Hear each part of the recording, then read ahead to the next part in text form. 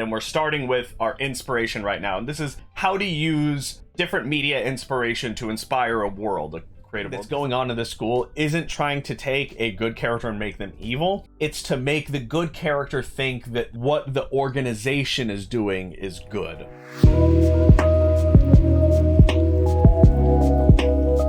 So, this morning we're going over inspiration for creating a Dungeons & Dragons campaign. This is going to be a series of videos that I'm creating specifically for people who want to create their own D&D world. So let's get started. So right here we have our basic outline of what we're kind of thinking of. Now this is stuff I've just jotted down. So inspiration, our inspiration we're going to be working on is anime style hero school. And we're wondering, is this school willingly joined or are they conscribed? The type of governing structure that goes for this, the age of students, how are we going to deal with racial age differences? Obviously, you know, human children and elven children, they age at different levels. How are the people who finish this school looked at? What do they do? How is the school physically and organizationally constructed?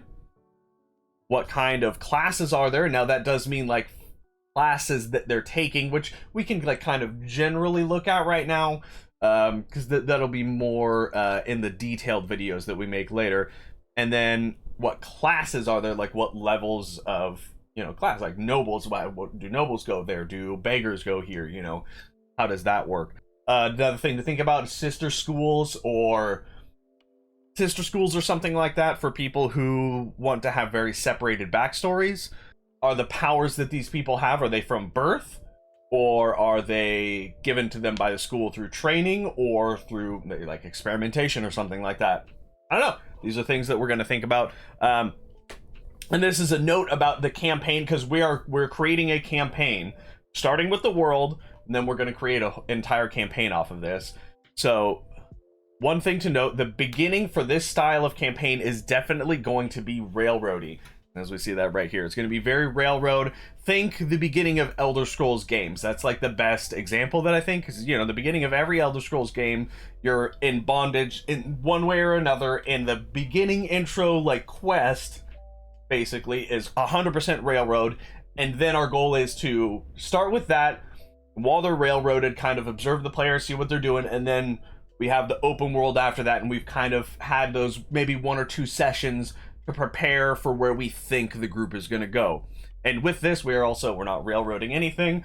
We're going to be going over also like little tips and tricks to how get players who are maybe, you know, going left and right, you know, back on track. Now, our inspiration is anime style hero school. So what exactly does that mean? Obviously, there are some examples that we can give. There's like My Hero Academia. Then there's also things that it's kind of similar, not quite anime, but there's like, you know, Hogwarts, stuff like that. But it's a pretty common anime trope where there's like a school where they're learning stuff together. I mean, even the very beginning of Naruto is like this. So, the main question, or one of the first questions we want to think about are the students, is this a willingly joined or a conscribed? Like, do they pick people up? Like just grab children off the streets and stuff like that. Let's say this is a about 10-year program, and we'll say they graduate at, now obviously this graduating 16 to 20 years old, that's a human equivalency. We're gonna have different things with elves, and other races that age at different levels, halflings, stuff like that.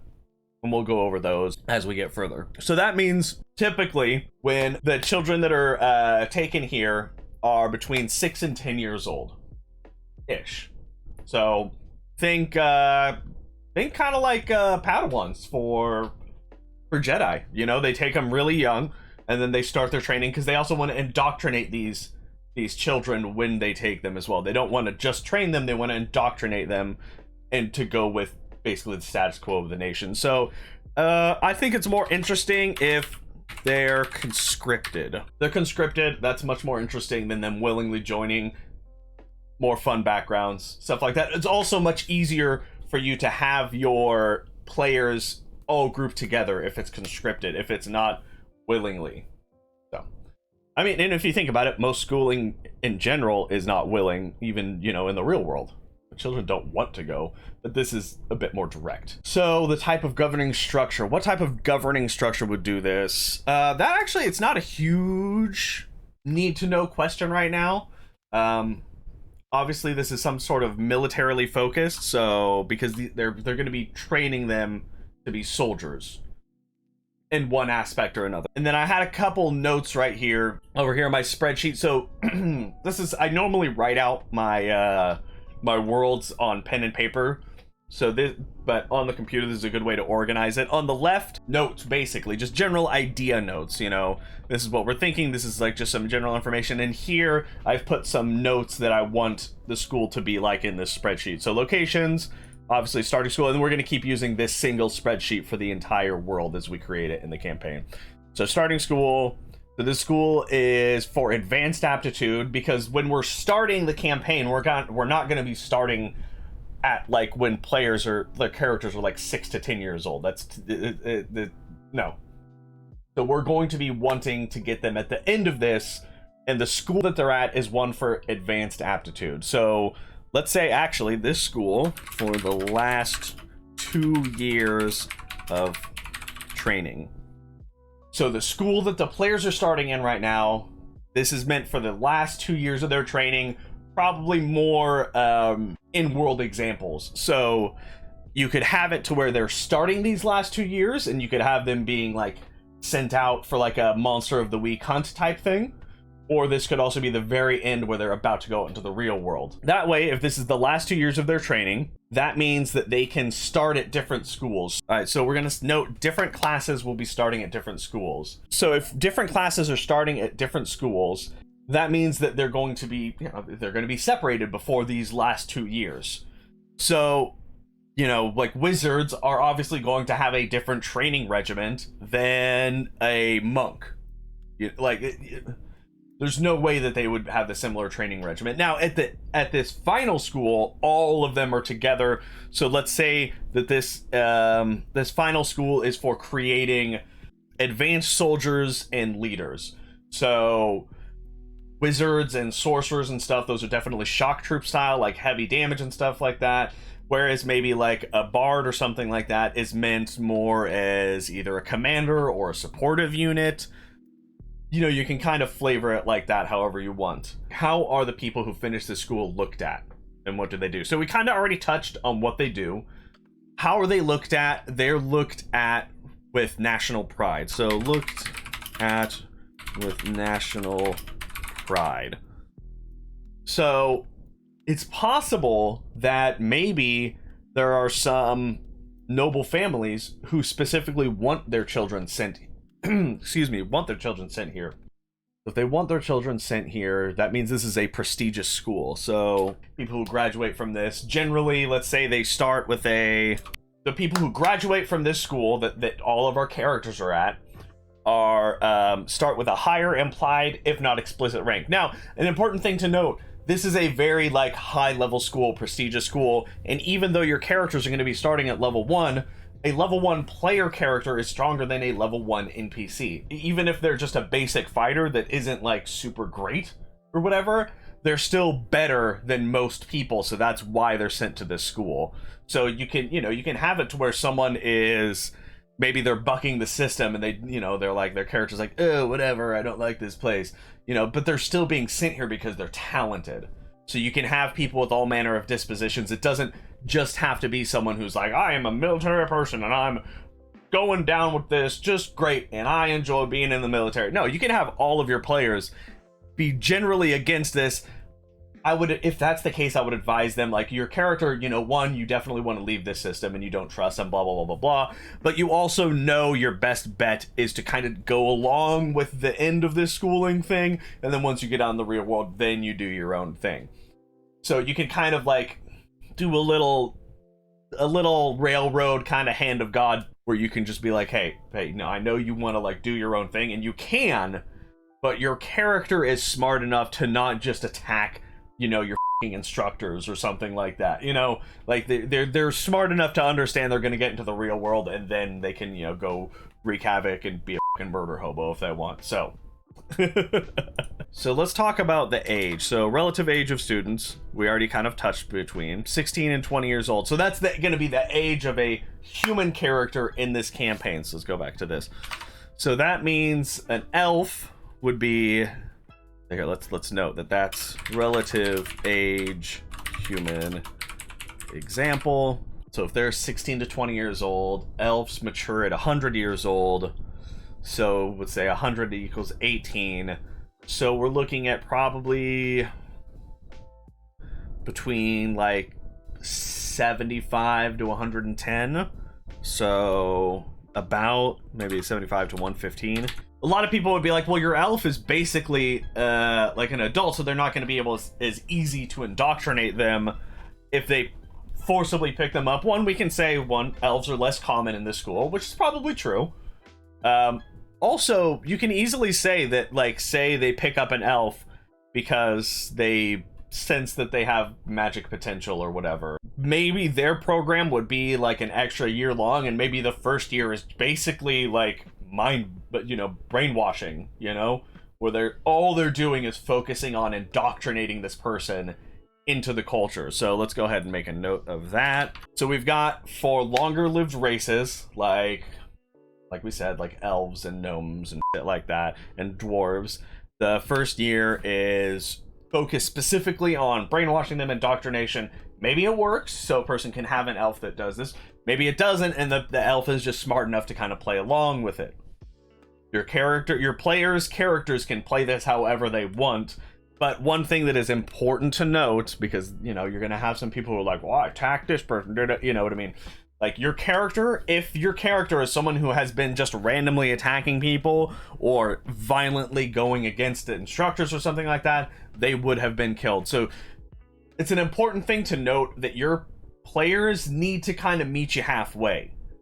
So they can't just be like, I have a violent psychopath. Like, okay, you can have a violent psychopath, but you need to play like your violent psychopath knows if they do something right now, then it's not going to work. Like, they know when to make their move, basically.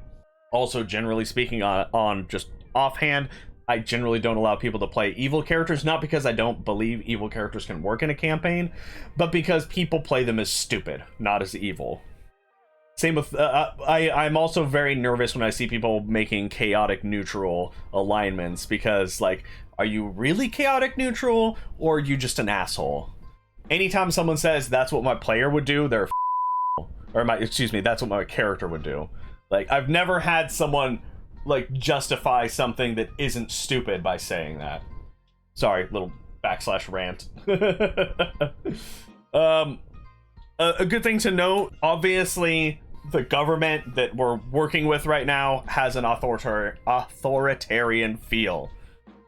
They're kidnapping children, they're forcing them to be in the military, training them to be generals, advisors, healers. That's another thing, healer, blah, blah, blah. Okay.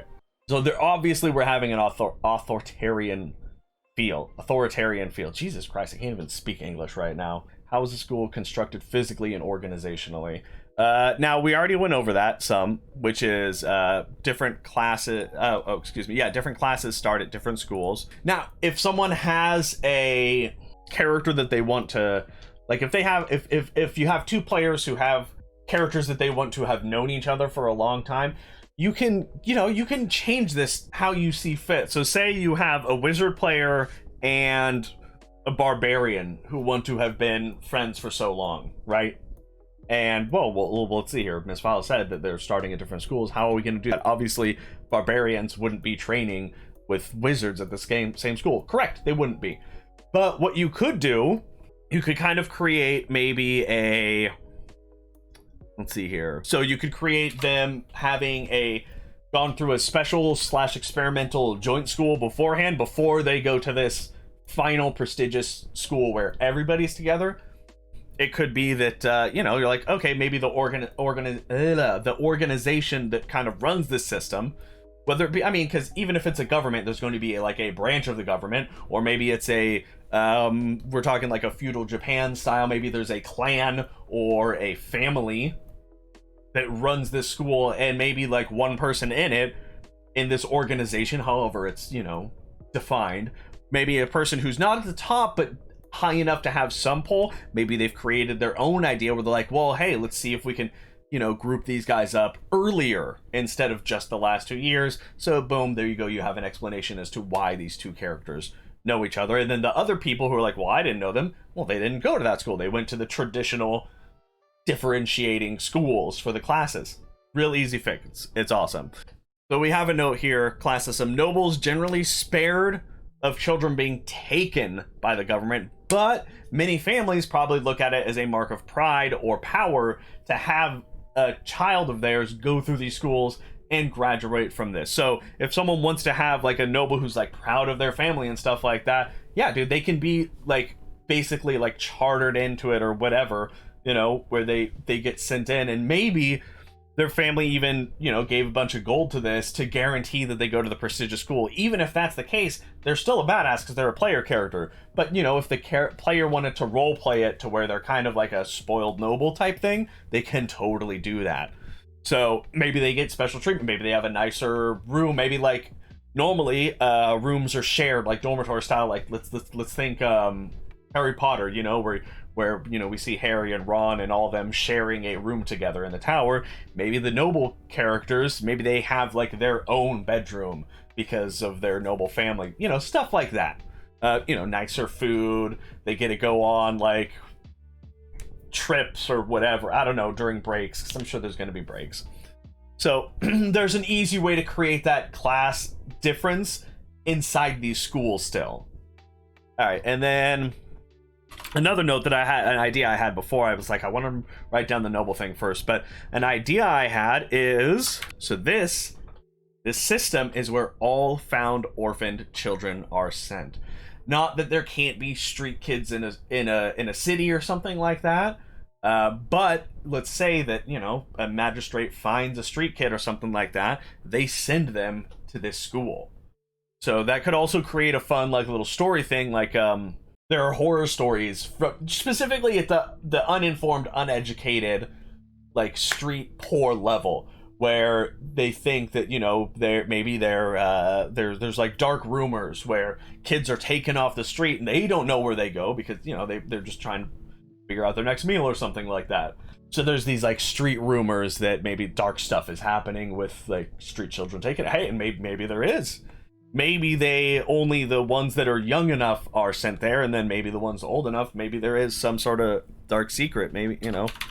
So that means like say there's like a special like necromancer, I don't know, area or something like that. Now, you know, if you want, you can have one of your players maybe have gone through that or something if they want to play a dark character and you're allowing something like that. But this could also be a story point later in the game, you know, when they're kind of doing their own thing and they're going through a city or something like that and they hear these dark rumors and maybe they want to investigate it. They're like, oh, is this true? You know, especially if you have like a group of characters who were like proud to go to this school and then they hear this rumor and then they go to investigate it and maybe they find out it's true. So like we're planting like seeds of further ideas here as we go down this kind of just general ideas thing. Are there powers from birth or created by the school? That's actually, you know, that could play into this as well. So certain powers are from characters' birth. So like, you know, sorcerers, for instance. You know, that's just part of who they are. So now this also kind of covers a couple things at once. So officials are somehow able to detect aptitude for powers in children. And maybe it's specifically children. You can house rule this world to however you want it. The way I would do it is be like, maybe each main city or something like that, there's some sort of official church or power or whatever, and people are kind of able to see certain, like, so just see the face of a child, right? And then they have someone effectively sketch it out, and they get that sketch to people, and then, you know, if they see that kid, they take him and they send him there because they can tell that they're maybe destined for power one way or another, whatever. And that could also be an easy way to get people like, well, how would they know that my character is a cleric? And what if I say, let's say that this is a very evil government, ostensibly. Obviously the people in it don't think that they're evil because that's not how evil works, but they worship a god that would be, or your player wants their character to worship a god that would be completely contradictory to this entire organization. That's totally fine. So one, they were somehow detected that they had like some sort of divine magic, right? So say this person who is able to do this detecting, or the people or organization, however it works, however you have it work in your campaign, they're able to see that their character is powerful in divine magic or linked to divine magic somehow, not specifically who it is or anything like that. So boom, we got that covered. And then 2, your character could easily have that they created themselves a holy symbol for their god that is maybe like outlawed or whatever, or everyone knows that it would go directly against this, so on and so forth. You can have that hidden, and then a fake one that they pretend that is their, you know, some sort of official, some sort of like officially sanctioned deity, right? And I wouldn't have your character, your players roll any sort of deception for this until they're out of the school, because in the school it's already well and established. You know, we can assume that they've been able to cover their tracks or whatever with whatever they're doing. So we don't have to, you know, because that would just be really shitty. Be like, hey, you know, you're like, oh yeah, you can, you know, select this deity who would not be approved or whatever, and then like first session you're like, well, now you have to roll a deception. Like that's a shitty thing to do. So through this divination, they're able to tell people that are powerful in magic and stuff like that. And then, you know, it doesn't have to be so overt as well. So say, let's say you have a character who is going to be a like a arcane trickster or like an eldritch knight, right? They have an aptitude for magic, but maybe they were just picked up off the street, because that's all, you know, I go for the lowest denominator basically. Like if someone's like, how am I being sent to wizard school? Then like, well, they know that you have an aptitude for wizardry, so they sent you there, right? But it's also possible if someone creates some unique character that they've been hiding it, and then the character has been doing this type of studies, these type of studies on their own. You know, it doesn't have to be all officially done through the school. And let's say, you know, there's a lot of like field practice, right? So stuff like that. Paladins, easy thing to do like that as well. Barbarians, they could be, you know, being trained in the fighter school, but they're actually barbarian. You know what I mean? Like I would probably group fighters and barbarians together. I would group like rogues and bards together, because maybe they were being trained for some sort of espionage thing, so on and so forth. Druids, I think, would be actually kind of easy to work into this as well, because they're still going to need druids for all sorts of things that druids could do, divination type stuff, controlling terrain. These are all very useful things. And the main thing isn't trying to make someone, like, the indoctrinating that's going on in this school isn't trying to take a good character and make them evil. It's to make the good character think that what the organization is doing is good. So that's the whole point of it. It's not to be like, we are all evil and you must be evil too. No, it's hey, we're really trying to help. We're really trying to help our nation. Maybe there's this aggressive nation over here. We're being constantly invaded by monsters, so on and so forth. So they create, you know, some sort of enemy, real or imagined, and they're like, you need to help us defeat this enemy. That's why this is so important. You know, and then they can discover that that's fake, or maybe like this aggressive nation is actually one that the current nation is trying to take over. You know, they're being the aggressor. You know, there's a lot of easy ways that you can kind of make this really political. You can make it super basic and easy, like a monster of the week, where they just, you know, go out and kill things and be, you know, this organization actually is good, or, you know what I mean? Like, there's a lot of room. This is just for an idea jumping point. Obviously, I'm going to make mine evil because that's more fun. But not like, hey, I'm Evil Incorporated, here's my evil card with my evil's driver's license. You know, like, that's boring. That's boring as Okay, sorry. That was a long-ass tangent. And then another real good note. This is going to be a railroad-style opening. The opening to this campaign is going to be railroady. It's going to happen. And it is best to let your players know ahead of time. Like, hey, just to let you know, this is going to be a railroad intro. But once you kind of maybe, you know, let them know, like, hey, intro is going to be railroad. But once you get out of the school area, then the world's opened up. And that's kind of how I would be running this. Another important note, the school can't be too new, right? Because if this whole organization is new, then the populace would be very upset about children being taken. We want this to be a normal thing. So let's say this is at least 500 years old. So for at least 500 years, this thing has been going down, where they take kids, you know, and train them, and you know, so on and so forth. Yeah, I think we've kind of got all the basic inspiration stuff covered right now. Hey everybody, it's Misfile. Forgot to put an ending on that video. Sorry about that. Thank you all for watching so much. Remember to like, comment, and subscribe, and I will see you right here for more Dungeons & Dragons content coming up soon. Have a great one.